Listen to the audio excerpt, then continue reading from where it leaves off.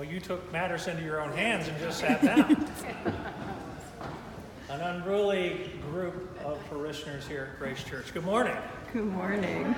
It's good to see you. I'm glad that you're owning your spiritual journey. That's so important to do. This is part two of a two-part sermon. The first part being some time ago, and I told somebody I'm giving part two, and they said, I just have one question. Is it shorter than part one? See, taking things into your own hands spiritually is really important. And I said, I think it is. It is, isn't it? Is it shorter than the first one? I try to make it shorter. Remember, we were talking using words, and language has limitations, but it gives us some context when we talk about, in particular, our spiritual lives. You can use the word journey or on a pathway. The difficult part to that is that in the West we have a really linear sense of what that means. So I want you to understand the idea of journey and a pathway not so much as a linear, but to bring your sense of consciousness to the idea that we grow into a higher level of consciousness. And so we begin to understand, and this is where this sermon talks about, is there are energies as we're on this pathway that propel us, that give us a certain animation to have movement. The movement is more like a dance because these energies are more like a dance than linear. You'll get that in a second. And we talked about that it's really important to have a proper relationship with these energies that propel us along the spiritual pathway, because we begin to have projections of some of our greatest fears on this pathway, and that we reduce our way of dealing with it to one or four things, or a combination of two, or sometimes a combination of all four. Now, if I asked you what they were and you could give them back to me, I promise you I'd sit down and we'd end right now. Is anybody up for it? No, I didn't think so. So on this four-way, you can yield, you can manipulate, you can exit, or you can do things aggressively. And I'm not going to go over those again. But if you don't have a proper development, you don't develop a fifth way or a different geometry to grow spiritually. And one of the most powerful ones, these animating pieces. Remember, I talked about in our retreat house growing up, we didn't have air conditioning. And we had this oscillating fan. That I get mesmerized by it. You know, sometimes you get mesmerized by the fire. You just get into that place. This fan it sucked me in as it oscillated back and forth. Does anybody have an oscillating fan? Is anybody enthused about it as much as I am? And so there's this truth about this oscillation with life that we don't often realize, that we put things in particular categories and don't see the relationship to each other.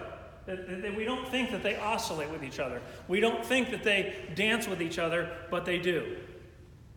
And Paul even talks about it to the church in Corinth today. I didn't plan it, but it just works out that way. Paul said that, how is it that you could be so weighed in upon, but not destroyed? And he talks about there is this oscillation of light and dark.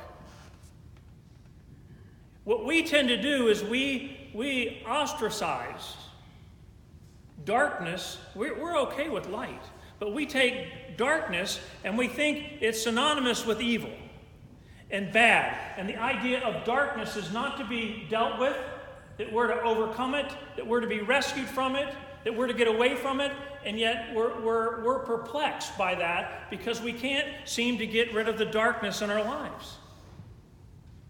It's there. It is a part of the journey. It is a part of the dance with the light. And I didn't really begin to understand this because I was a fairly good student in school, went to a pretty good school, not a really great one, but a pretty good one. When I was dealing with women who had advanced ovarian cancer in one of my clinicals at Walter Reed, and I say that I had the privilege of being with over 60 women who died, and yet I was inarticulate about a Western theology. We call it systematic theology that could begin to have an expression and an understanding for darkness. Because I tell you what, as I was with each of these people, many of them had a very conscious journey into this part of their life. I couldn't say anything triumphant. I could only exist with the darkness that they were experiencing. Not as a darkness as evil, not as a darkness as bad, but as a darkness that exists in the complexity of life. And yet somehow, if you get nothing else from this sermon, because it's tough, because we don't often talk this way, if you get nothing else, begin to understand that in the Western world, it wants to separate the dark and the light so much that you have no more understanding of them, and that one becomes the enemy of the other, and they're not. In fact, if you go back to Genesis and pay attention, there was first what? Darkness and chaos. And the light came to make sense of this darkness, not to overcome it, but to define it and give a sense of our experience to it. I told this story this morning. I laugh and chuckle about this story all the time.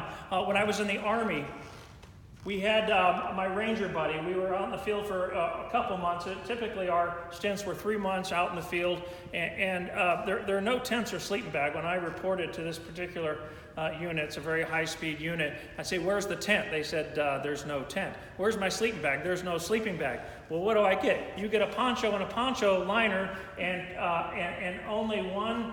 Each person gets a poncho, but only one poncho liner, because that was used your blanket for 2 men. Are you getting this math now? So, this has been after a couple months, and you fix your poncho up, for just a little hooch, we call it. You get under it, and you take that poncho liner and you wrap it around your ranger buddy, which you don't think you do because you're sitting here nice and comfortable, but when you're really cold, cuddle with me, baby.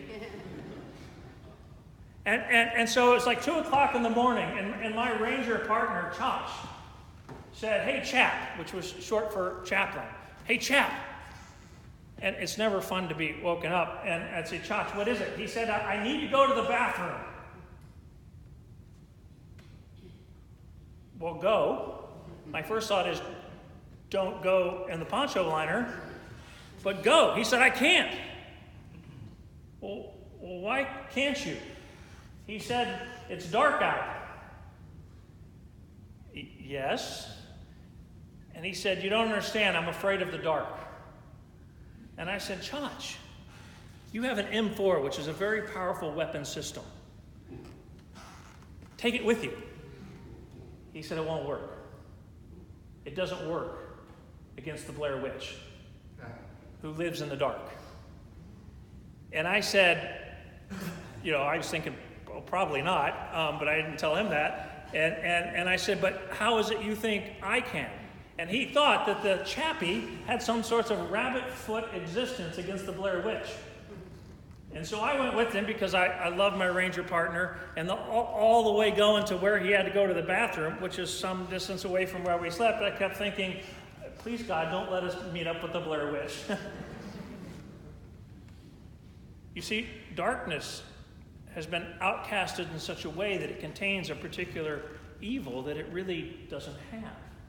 Because I can say unequivocally, everybody here that's sitting here right now will experience darkness within the next few hours.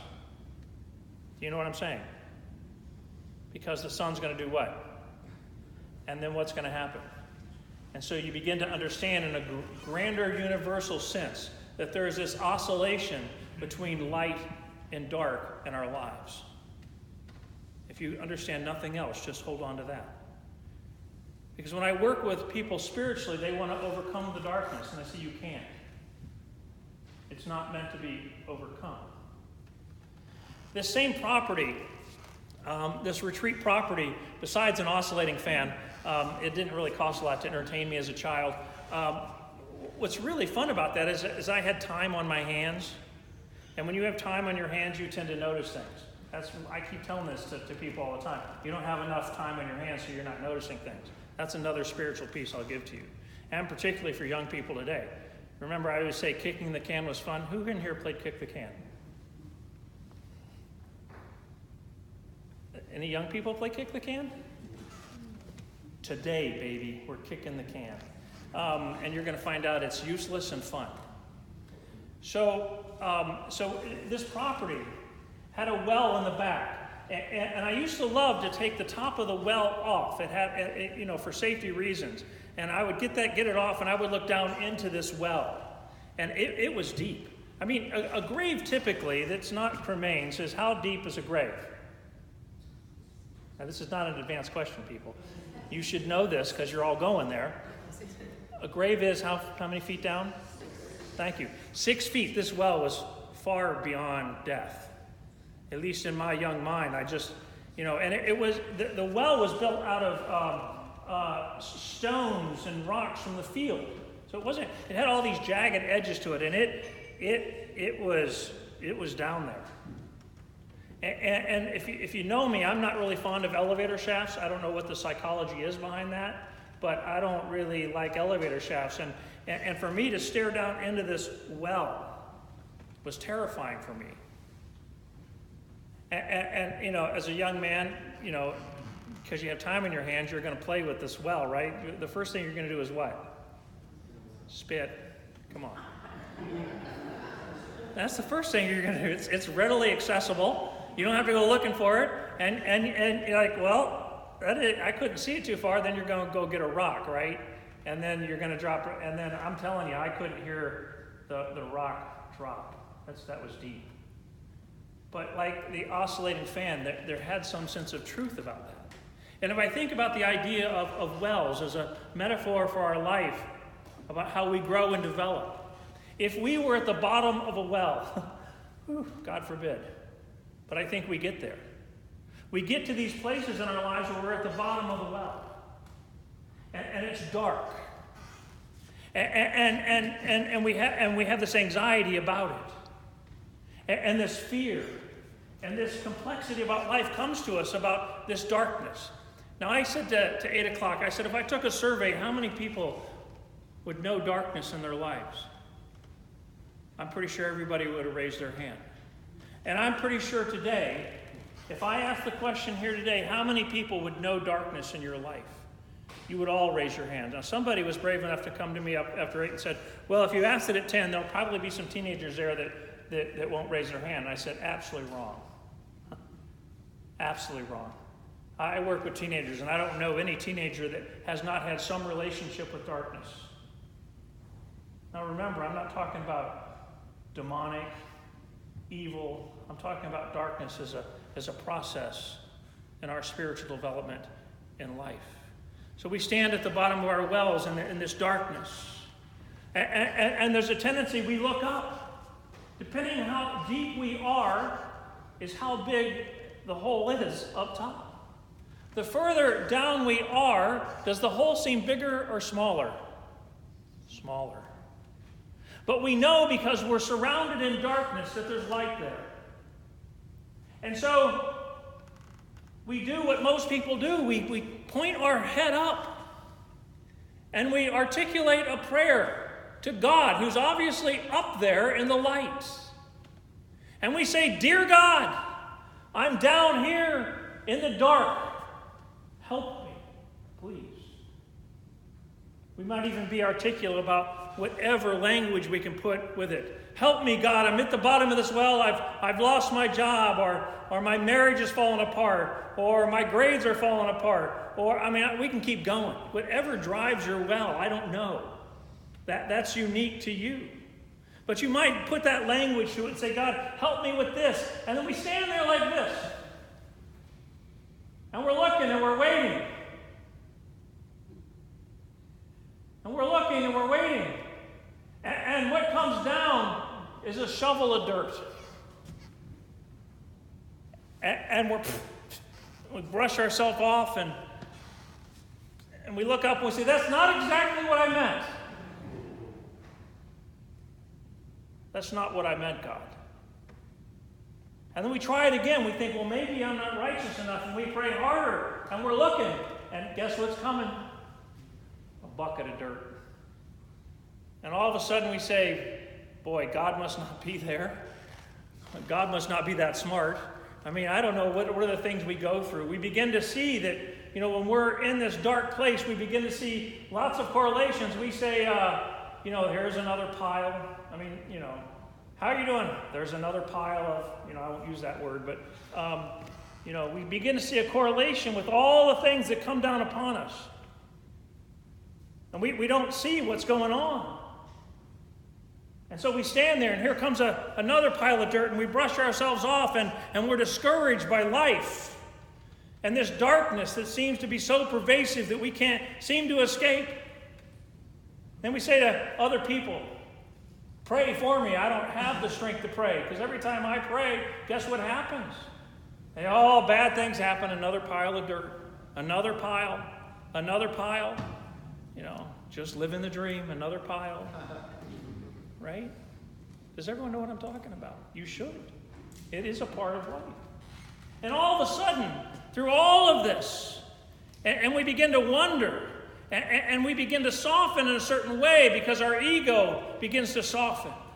And all of a sudden, we begin stomping around in this place, this well, this darkness, and all of a sudden we realize that my height is higher than it was yesterday.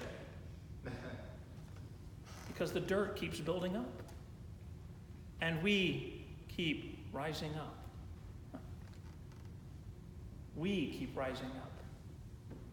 It is about that elevation, that rising up, that piling up is a part of that process. When we really start to get what's going on, we say, bring it on. Right? Bring it on.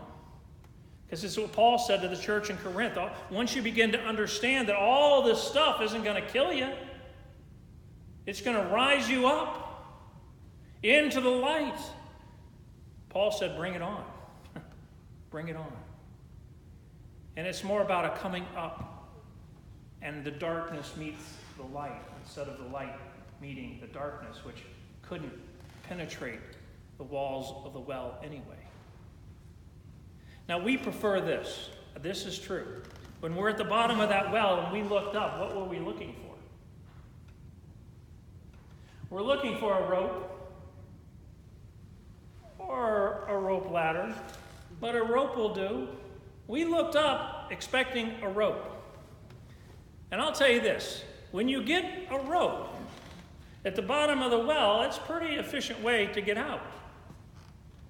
Now, while it will benefit you physically, the speed of getting out of that well, because I would want to get out quickly, it does not benefit you spiritually.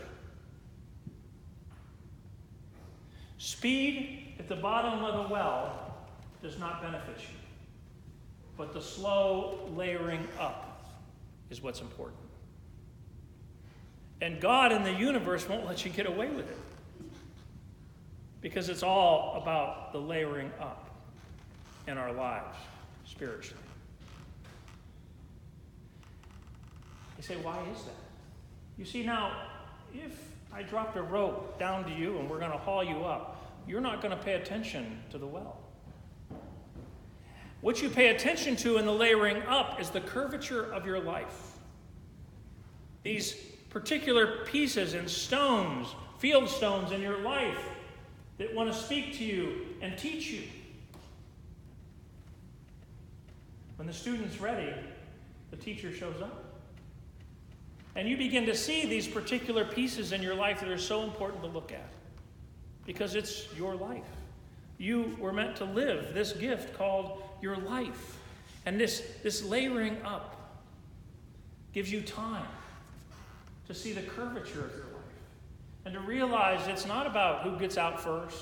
It's not about a straight line. And these curvatures can talk about all sorts of things, whatever they may be. When I work with people spiritually, that is as diverse as life itself, all these curvatures. And that's that layering up. Until all of a sudden we begin to be patient with it. And we begin to understand that the darkness has a purpose in degrading itself into the light. Then you begin to understand that it isn't so much about enlightenment alone. As I work with many gurus, they talk a lot about enlightenment, but few talk about endarkenment. But you can't know the light without the oscillating relationship with the darkness.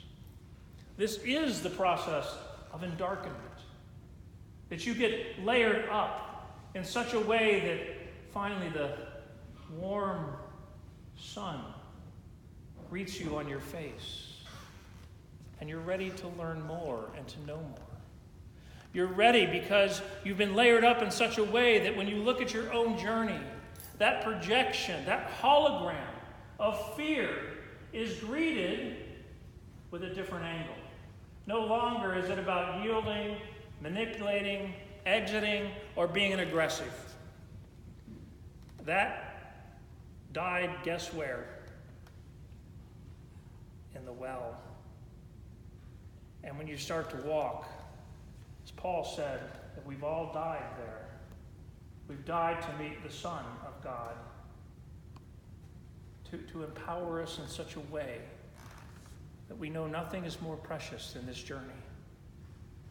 And we begin to know the animating energy of our lives. I do this with many people, when they're struggling and they'll come to me. See, the chappy rabbit's foot thing doesn't end. When you're struggling, you can find a priest because they have an end with God. At least Donna does. I don't. Find a priest, tell them the problem, rub them on the head, and you hope good things are going to happen. And when I sit with people that are in this darkness, whatever it is, let's just say, I've done it here, people have lost their job. That's really tough in this community because there's so much identity that goes into it. Oh, Chris, I lost my job. And I say, that's terrible. Don't forget this moment in your life. Why would I want to remember losing my job? Because this darkness has an important place in your life. Don't forget it. It has a particular curvature to it that's important for you to know. And oftentimes people find a job pretty quickly. And I have to go seek them out. To say, tell me, where are you? Oh, I'm much better. I say, do you remember? Oh, that was terrible. I don't want to ever remember that. Then you didn't learn the important pieces to the curvature of your life. We don't forget the darkness. It is a great teacher. As equal as the power of the sun, so is the moon. And so is the oscillation of our own journeys in it. God bless you as you learn to layer up your life, to have meaning with all of its complexity, and to celebrate it stone by stone.